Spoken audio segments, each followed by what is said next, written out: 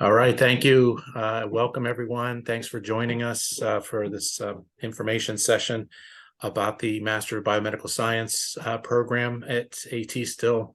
I'm Dr. Michael DePalma. I'm the program director. I'm also a PA. So if your desire is to go to PA school, that's our goal, is to kind of help you get there. So I've been a PA for over 20 years. I've been in PA education and PA administration for a number of years. So I think I have a good understanding of what it takes to not only get in, but succeed in PA school. Also with us today, we have Dr. Michelle DeBase. She's the department chair and program director for the ASHS, or the Arizona School of Health Sciences PA program in Mesa, Arizona. We have Sarah Amini-Rod, and she's the program manager for the Masters of Biomedical Science program. And we have Olivia Rosen, who's an admissions advisor, and she's going to be moderating the virtual session for us today. So if you have questions and you are adventuresome enough to unmute yourself and ask them, you are welcome to. If not, you can go ahead and put them in the chat box, and Olivia will be able to help us facilitate the questions. So I'm going to turn this over to Olivia for a few slides here.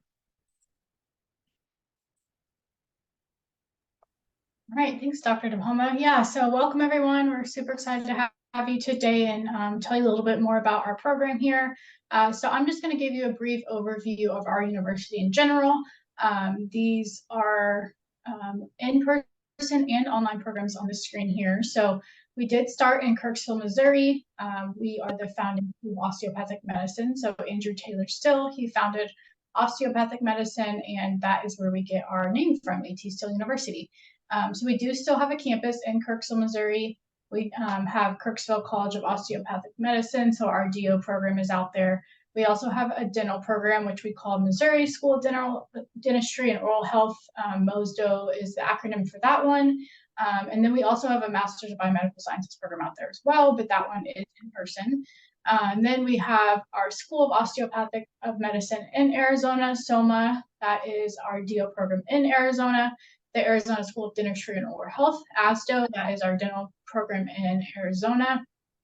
And then the Arizona School of Health Sciences is the college that this program is under, and it also encompasses a number of other online and in-person programs like our physician assistant program, PT, occupational therapy, and audiology as well, and then and SLP. And then our College of Graduate Health Studies is going to be another online institution that we offer, and we call that COGS. And then College for Healthy Communities is actually our newest college, and it is a PA program in California. And then here's our mission statement. All of our campuses, all of our students, our staff, faculty, all live by this mission day in and day out, for sure. Even the students in the clinicals and in person on campus. We're very dedicated to preparing highly competent professionals. Osteopathic heritage obviously is what we're all about: whole person healthcare, scholarship, community health, professional education, diversity, and underserved populations. Great, thanks, Olivia. And we just have a couple underlined words on this slide that we're going to come back to later in the talk here. But highly competent professionals, as far as training them, that's kind of our goal.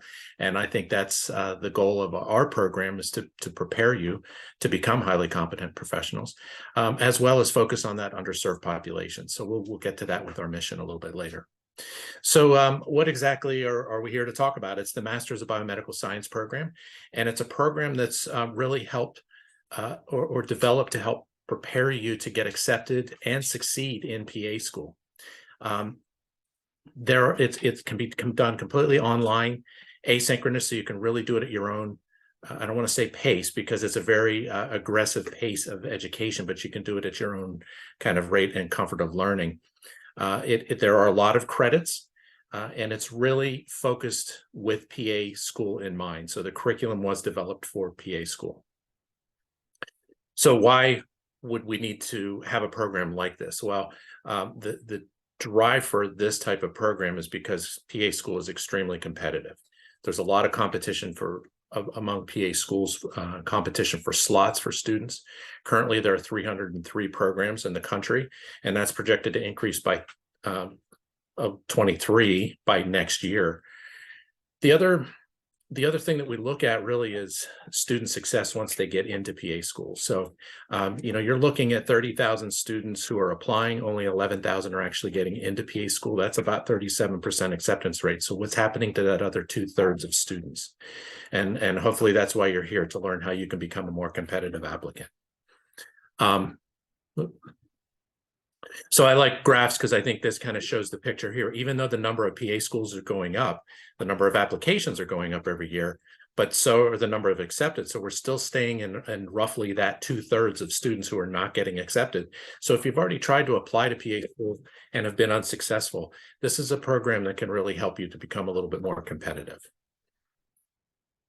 So I mentioned PA students or students who are looking to get into PA school. This is very helpful to make yourself a more attractive applicant, but we're also here to help you become more successful once you get into PA school. So once you're in PA school, the graduation rate is 93% across the country, which is great. But what's happening to that other 6.7% that aren't graduating, and why? 5.1% of them are because of academic reasons. So what we really hope is to strengthen your academic preparedness to get you into and succeed in PA school. Then there's also a term that they use called deceleration. That can be either short or long term. And what that means is that you have to remediate or take some classes over in PA school, or you actually have to repeat. A long term would be you repeat an entire year, say your didactic year. That can be time consuming for you. That can be very costly for you. So if we can have a program that can help to reduce that possibility or potential of deceleration, then we consider it to be a successful program. So if you're here, you're kind of asking yourself, what can I do to become a more competitive applicant? And the answer to that is improve areas of weakness. So if you've already applied and either interviewed or been turned down for an interview, and ask why, some of the reasoning may be to improve your GPAs, both science and overall GPA, to improve scientific coursework. And that's, as we'll see, which we're very heavy in our program, is advanced science. Our program can help you demonstrate a record of academic success. And what that means is, rather than taking one class in a summertime at a community college, which is great and helps your GPA, but it only shows that you're capable of performing in one class at a time, where our program kind of encourages or directs you into taking multiple classes at one time, so you can demonstrate you can manage a heavy workload and be successful at doing it over a course of 9 months. We also work on that personal statement, and that's kind of if you've been online and you've looked, there's a lot of different opinions about what your personal statement should be, and what you should include in it and how you should write it. We have a medical writing course that really focuses on refining your ability to write and highlighting certain aspects of the personal statement that I think would be great for an admissions committee to kind of get their attention. Other areas that you could become more competitive that are not the focus of our program would be improving your healthcare experience, whether this is through volunteer, community, or paid employment in healthcare, mission-oriented activities. Again, this goes back to the mission of ATSU and of our program, but you also want to look at the mission of the PA programs that you're applying to. If there are any study abroads, if there are any medical mission trips that you would do that would be a little more attractive to certain programs or schools. Research is also something that's some programs, and I encourage you to really investigate the PA programs that you're looking into to find out if they are looking more towards research-oriented students. Finally, ask if you've applied and been turned down, or if you've had an interview or have not been selected for an interview, ask, what can I do? Ask the admissions committee, how can I be more competitive? I sat on an admissions committee at a PA school, and I can tell you, when students would reach out, they're the ones who really showed the initiative to improve their application. And I was very direct with them and said, this is what's missing on your application, or this is what you could strengthen on your application. So taking that one step further can really help to improve your competitiveness. So what our program does, again, it's really a PA-centric, meaning it's focused to get you into PA school. We're not at this time looking for other healthcare disciplines. It's really focused on enhancing that undergraduate advanced science coursework.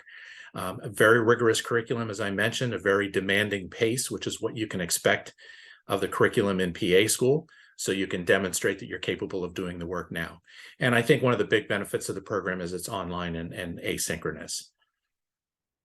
So our curriculum, as I mentioned, has these higher upper level science courses, anatomy, 3 classes in physiology. So if you haven't gotten the impression here, physiology is very, very important in PA school. Getting a good solid grasp on it is going to mean you're going to have a leg up on a lot of classmates getting started that don't have as much physiology exposure or experience. And what that means in PA school is you're not trying to relearn it at the same time you're trying to learn disease states or medicine. You already have a good grasp on the physiology component that you're going to be able to start applying immediately. Biochemistry is a course that students often struggle in, and many students may not have had that as an undergraduate. Micro and infectious disease, I'm kind of passionate about this one because I teach this class and it's my background. But I feel like we've taken this course to a medical. So if you had general micro as an undergrad, this takes it and really applies a medical microbiology approach to it that'll really help to prepare you for PA school.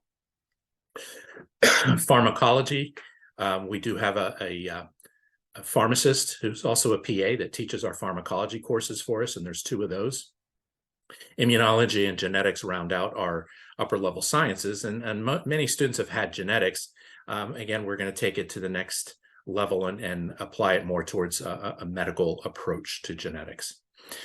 Some of our social science courses that are very beneficial and will give you an appreciation for the medicine that you'll be learning in PA school: medical writing, medical ethics, extremely important, and how we practice, how we approach practice. Social behavioral determinants of health focuses on the populations that we treat.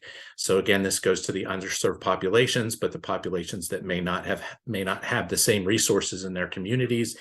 Really gives you an appreciation for the different types of populations that are out there. And then finally, we have 3 capstone course series where you'll work more on investigating the different types of healthcare professions that are out there, how we work as team-based approach to caring for patients, and then there's also an opportunity to do some community outreach if in your local community. So how our calendar works is our next program will start in July. At this point, we start every July with that 9-month start. July 15th is when the program starts. Our application window will be opening on November 15th, just in a few weeks, and will be open through June 14th. So we'll be accepting applications during that time. The ATSU University works on 10-week blocks. So even though it's a semester, we break that up into 2 10-week blocks. So fall block 1, fall block 2 make the fall semester. Spring block 1, spring block 2 make the spring semester. You'll notice the spring semester, and I'll show you on the calendar next, is only 6 weeks. And that's because the last course that you'll be taking during that stretch will be your capstone 3 course. And then graduation is in person in Mesa, Arizona, and we encourage all of our students to come in person to walk and get hooded for graduation. So here's a course calendar, and if you've been on the website, you've probably seen something similar to this. You notice in the fall and in the spring there are a lot of courses.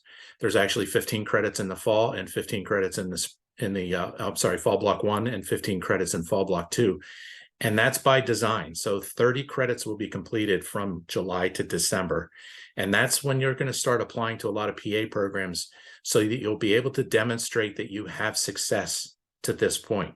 Even if you haven't completed the program, you can demonstrate in a full semester of 30 credits that you've been successful. And it's sustained success. It's not just taking one class. You've been able to manage a very heavy course load during that time. Spring block 1 starts in January. That has 11 credits. And then spring block 2 is it's a 4-credit capstone, and it's 6 weeks just to finish off your final capstone project. This ends around the beginning of May, and that's timed well for a lot of those PA programs that have May starts. So you'd finish early May, and you'd still be able to matriculate with a PA program that would start in the middle of May or at any time throughout that summer. So this kind of sums up the calendar that I mentioned. 15 credits in fall block 1 and 2, gives you that sustained academic ability to demonstrate to admissions committees that they can see that you have this ability to succeed in a PA program. And again, this course load is similar to what you can expect in PA school. As students that are going through it, it may seem like a lot, and PA school is a lot as well. It's very rigorous pace and very rigorous schedule. Our faculty, right now, we kind of have a varied faculty, which I think is ideal from a learning perspective. We have a lot of PAs that practice both in academia and in clinical practice. We also have a number of non-PAs. So our anatomist, our physiologist, our biochemist actually teach in those respective fields. So no better to learn from an expert in those fields. We have one of our faculty has a Master's of Jurisprudence. That means it's health law. So he's teaching our medical ethics course. So I think we really tried to refine our faculty to help provide the best experience to students as possible. So who should apply? If your overall GPA or your science GPA needs improvement, if you need a deeper understanding of upper level sciences, if it's been some time since you've had some of them, or you've taken them on a very general level and you want to get a little more in depth with them, these courses would be perfect. We talk about this gap year. So if you're graduating or if you have graduated and you're looking to start while you're waiting to apply or to get into, you take this gap year that's typically a year off, but we've tried to refer to this as a bridge year because you're going to enhance your academic ability and fill your time with something that's going to keep you on the academic competitive schedule. Our prerequisites are very minimal. We really only require a full anatomy course, and this does have to be full 3-credit anatomy. If you've had anatomy and physiology, then we need 2 courses, both 1 and 2, to satisfy the anatomy component. English composition is 2 classes in English composition, 6 credit hours. And that's really because there's a lot of writing. There's a lot of discussion based with an asynchronous format. We don't meet live and in person. We have a lot of our assignments discussion based where you're conversing back and forth a lot with students. So believe it or not, things like grammar, spelling mean a lot in medicine because misspelling or missing a comma, missing a punctuation could mean the difference between giving a patient the wrong dose of medicine, potentially causing harm. So attention to those kind of details with regards to writing is very important. GPA, if you've been on our website, you might have seen the GPA requirement of 2.75. After our first class has gone through, we actually decided to lower that to a 2.5. That's for both science and overall GPAs. And that's really because we want to create an opportunity for students to be able to demonstrate. So if you've had some struggles in your undergraduate and you would like to be able to prove that you're able to do this academically, I think this program, lowering the GPA, gives you that opportunity with this program to be able to do that. So I mentioned that mission at the beginning, and first you have to ask yourself, what is your mission? When I was on the admissions committee for the PA program, I always told students, you're interviewing us just as well as we're interviewing them. So it has to be a good fit for both. You have to be able to make sure you're going to be comfortable at the PA school that you're applying to, or that you've gotten accepted to. Are you going to be comfortable there? Is it the style of learning that's fit for you? Is it the right mission for you? If you really want to do something that's heavily into research or in mission-oriented underserved populations, then I encourage you to look for schools and really highlight that in your application to be able to do that. Does our program align with your mission? I certainly want as many students as we can help to get into PA school, but I don't want students just coming in that want to try and get this to get to PA school and not find that it's meeting the same kind of goals that you have in mind. We want everybody at the end of the day to get accepted to PA school. We do offer a guaranteed interview with a minimum 3.5 GPA in our program. You have to complete the program. So what that means is you have to actually, if you're applying for the July 2024 cohort start, you'd be finishing in May 2025. So it's that next class that you would be eligible to start getting the interview. So you actually have to get accepted. You also have to meet the minimum prerequisite requirements. So, some PA programs have a minimum requirement of a 3.0 GPA. If you have a 2.99, then, I can tell you from the CASPA, and you're probably familiar with CASPA, that it automatically just excludes that application, even though you have the 2.99. So applying at that point, unless your GPA is elevated with some of the early credits in this program to get you over that, then you can apply. And at least if you're applying and in the program, you can be eligible for an interview, but the guarantee only goes once you've completed this program.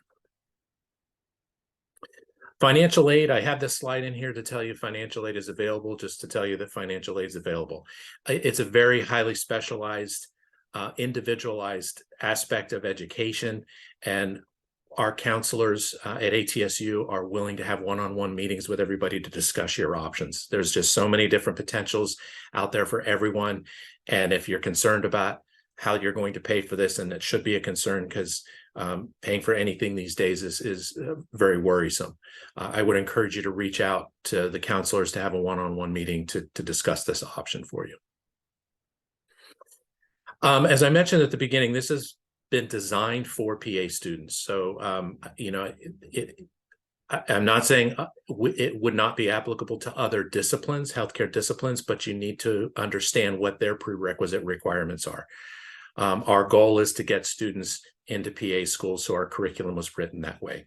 So if you're looking at one of the dental programs or the osteopathic medical program, most of the coursework, because it's so abbreviated and focused on PAs, would probably not qualify you for those, particularly since the residential master's program in Missouri with ATSU is actually a 2-year program that's very heavily research based. So that's kind of the disclaimer with our focus on education. And then, the disclaimer about the guaranteed interview, it's really once you've completed the program, and it only applies to the ASHS, the Arizona PA program. At this time, it's not eligible for any other PA programs. I mentioned at the beginning, our goal is to help you reach your goal. Our goal is to get as many of you wearing that white coat as possible. And that's the focus of our program. And we really look forward to being able to share more information or discuss things on a one-on-one basis with you. Here's some contact information. My email address, Sarah's email address is the program manager. And then we have the online information. The online admissions staff is knowledgeable about our program. They're very helpful in helping to gather your prerequisite requirement, give you any advice and get you in the right direction. And certainly if there's additional questions, we're happy to help assist with anything in the program. So that's the presentation. We're going to certainly open things up for questions now. As I mentioned, you can unmute or use the chat function. I'm just going to back up so everybody can still have access to our email addresses.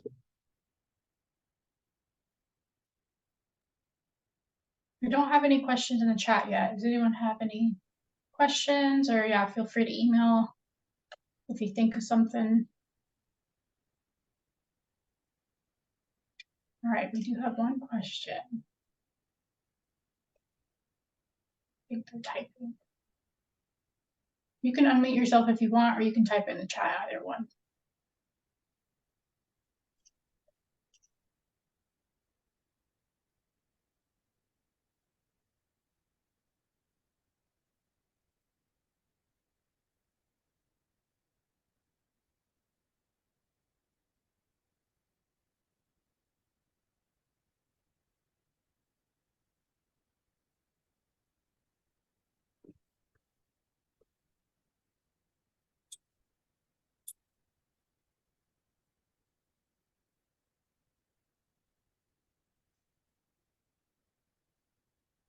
All right, so just to make sure, this program does not offer anything for DO schools. Correct. This is just focused for PA programs. If you're interested in the DO program, then you would want to look at the residential program at the Missouri campus, and that is in person.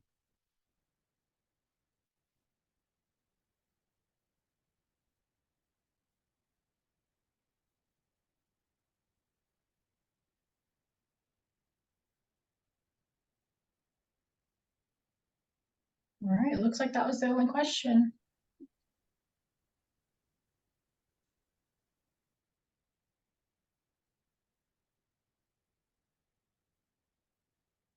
Okay, well, we appreciate you being here. If you have any questions, you have emails and contacts. We certainly welcome any and all questions, and we'll get back to you right away with some answers. But keep that November 15th on your radar if you are interested in applying. And Sarah will probably follow up with some emails just to let you know future town halls, as well as when the application opens.